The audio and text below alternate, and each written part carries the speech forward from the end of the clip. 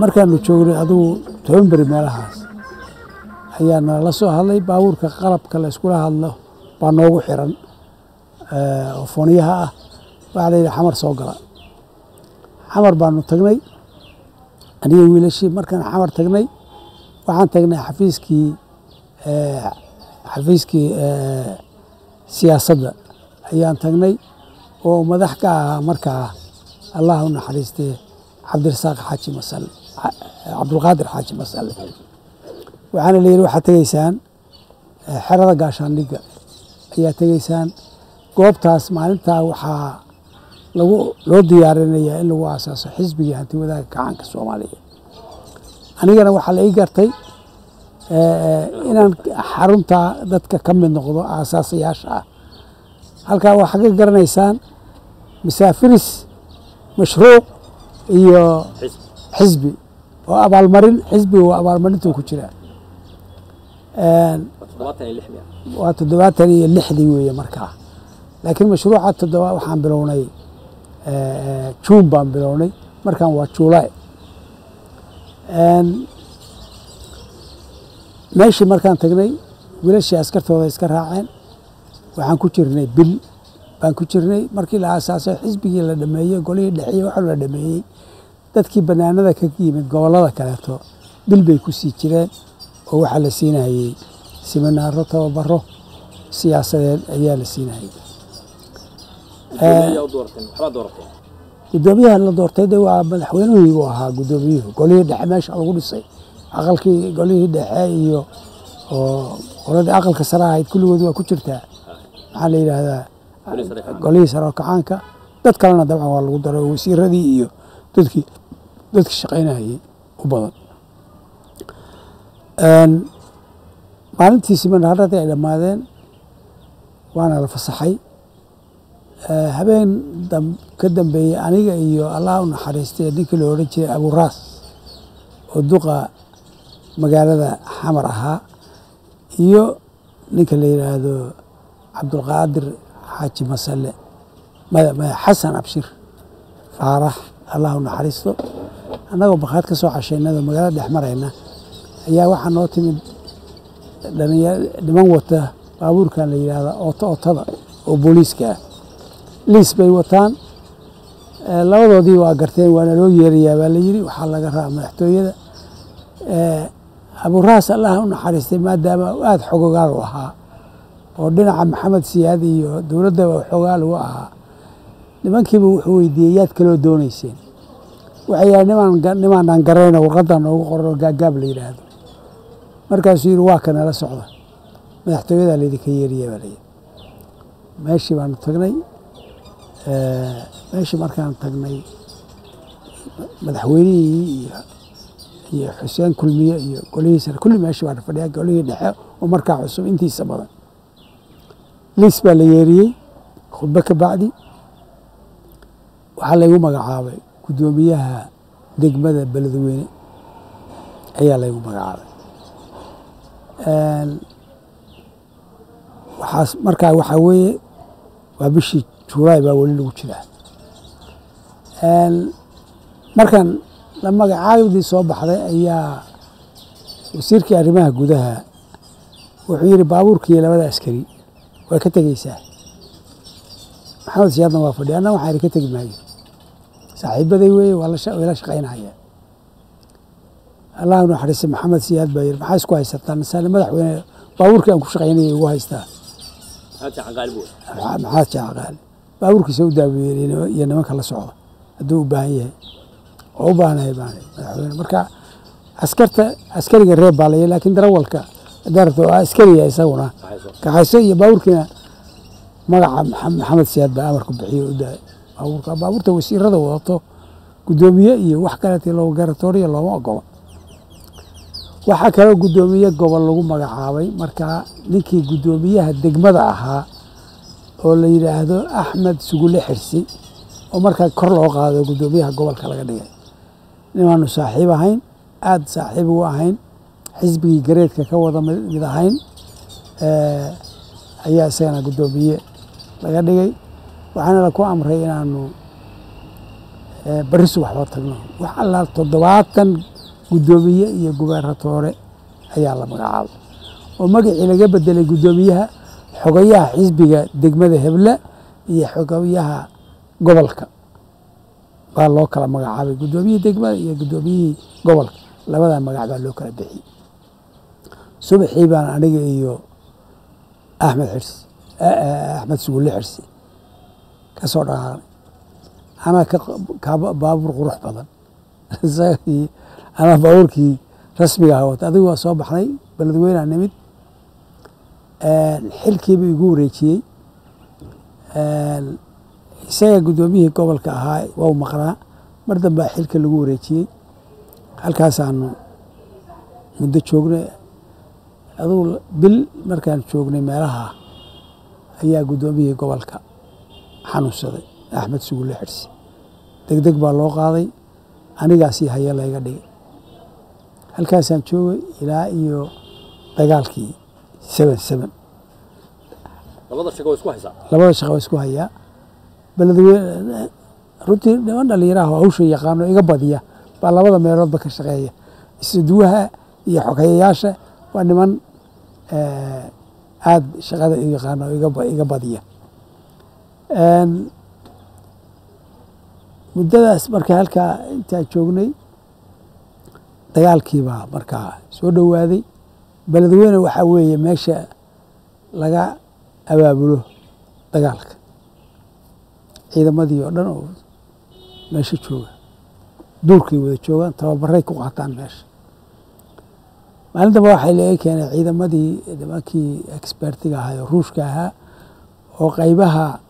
ciidanka joogay gaalkacyo iyo dhuusamareeb joogay waxaan u malaynayaa inay ahaayeen ilaa iyo 22 maxaa dad la socday xaasasi beledweynaha laygu keenay waxaa la ilaa iyo amar dambe halkaas ku haynaysaa meeshaasay xerada lama galay la yidhaahdo bay degan yihiin anigu ma degani xerada guri kalaan deganahay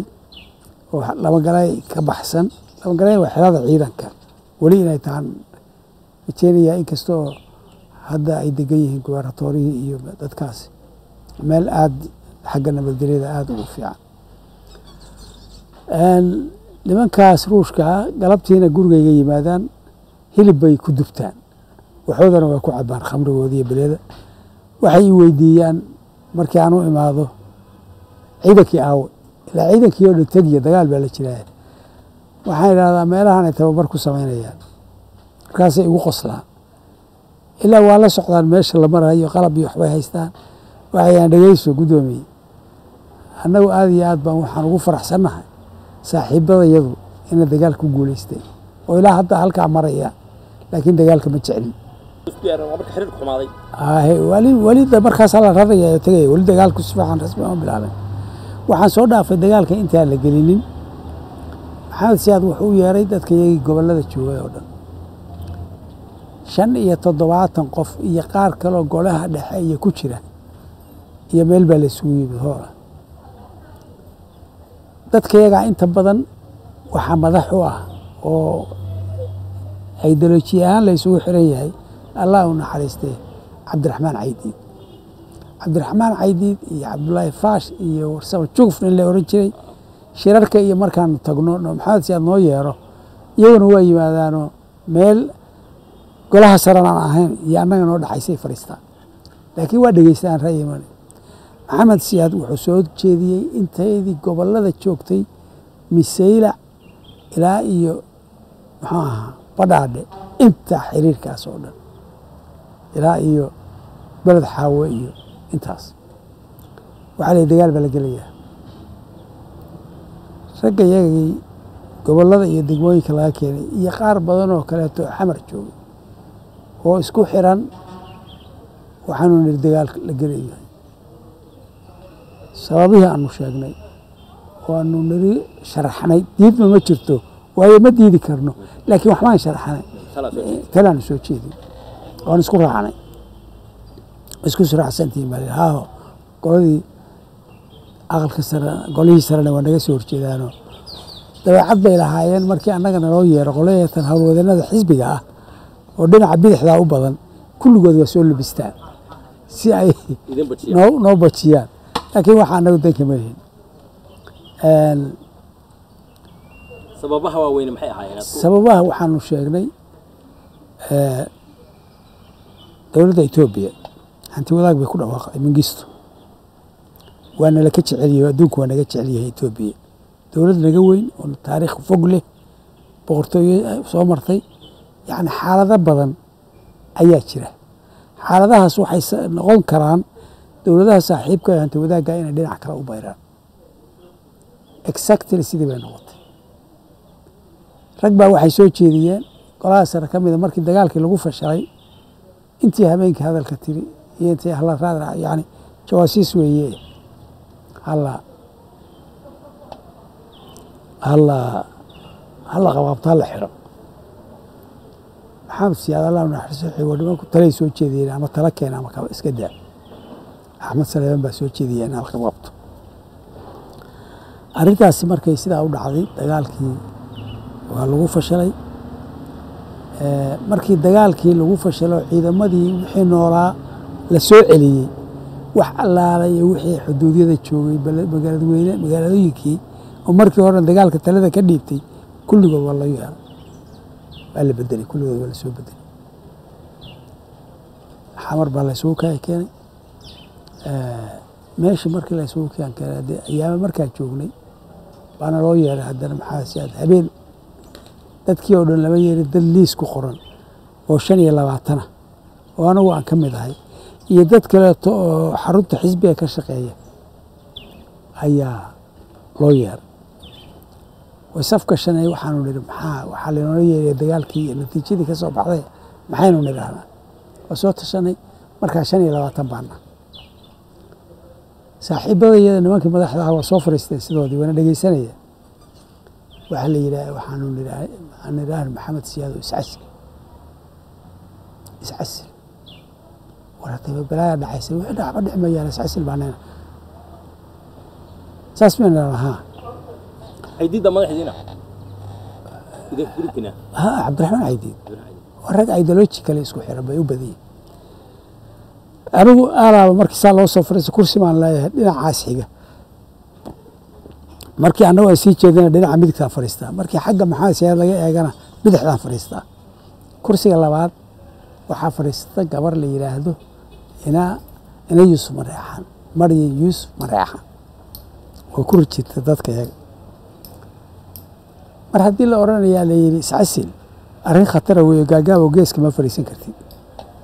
gabadhii baan fariisin geeska qofka hadalka bilaabaya weeye gacantaag ma aha ebel hadal baa leeyahay maxamed siyaadii ragiisi waa soo labisteen maxay idala tahay dagaalkii waa dhammaaday sidaas waa la fashalay la oran maayo laakiin dagaalkii waana la ka adkaaday maxaa soo jeedinaysaa dad la yaqaan baana inaan beex dhahay maxamed siyaad tuuna fiirsi wuxuu ragaagab kursigaaga maxaa kaa qaaday caawa saan maryam baa jeclaatay kursigayga siyaahiye maryam maxaa soo jeedinaysaa madaxweyne waxaanu qabnaa bay tiri inaa sacsishin cabaar bay qoladii golihii sare aqalkiisa golihii sare golihii dhaxana ah cabaar bay aamuseen maxamed siyaad waa aamusay xogaa markuu aamusnaado aanu dareemayno wejigiisa in isbeddel ku dhacay wuu yidhi haye gaaga maxaa dhacaya haddii aan iscasilo annaga markama soo fekerin su-aashaas waa fekerin maskaxeeda qac waxaa igu soo dhacday 67 masar iyo israa'iil wixii kala raacay jamaal cabdinaasir waa iscasili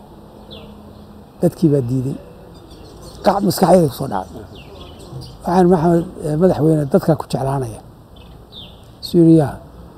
dadkaa ku jeclaanaya mana ogolaanayaan istiqaale inaad dhiigto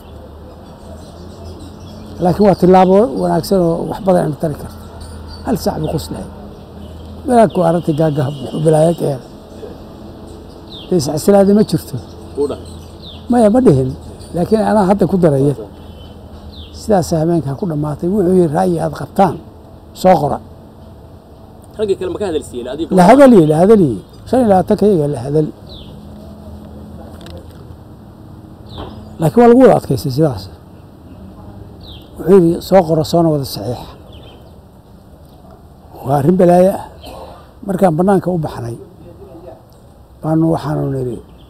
waxaynu qoraynaa ma jirto waa laynoo raacaya dukumeenti khatara weeye ilaa inta laynoo yeerayo waa aamusaynaa nalama weydiin kabacdi waxna maanaan qorin suuqayaan gallay xisbiga iyagii iyo meelihii ka shaqaynayay halkaasaan aniga markaa jaamacadda laygu qoray macallinka ahay 2 meelood baan waliba 3 kulliyadood baan madax ka noqday kulliyaddii sharciga tii oo markaa la aasaasay ahayd kulliyadda siyaasadda oo xalana ku dhex tiilay iyo la foolo anigu aan part-time u tago lacag ka rabo lacag mushaarku ma badnayn inkastoo noloshuna iska raqiis ahayd ninka jaamiciga ahina gunadiisaa badnayd lacagtu 500 baa ahayd mushaarka laakiin gunadaa 1,000 iyo ahayd shilin halkaasaan muddo ka shaqaynayay xisbigana waa ka tirsanahay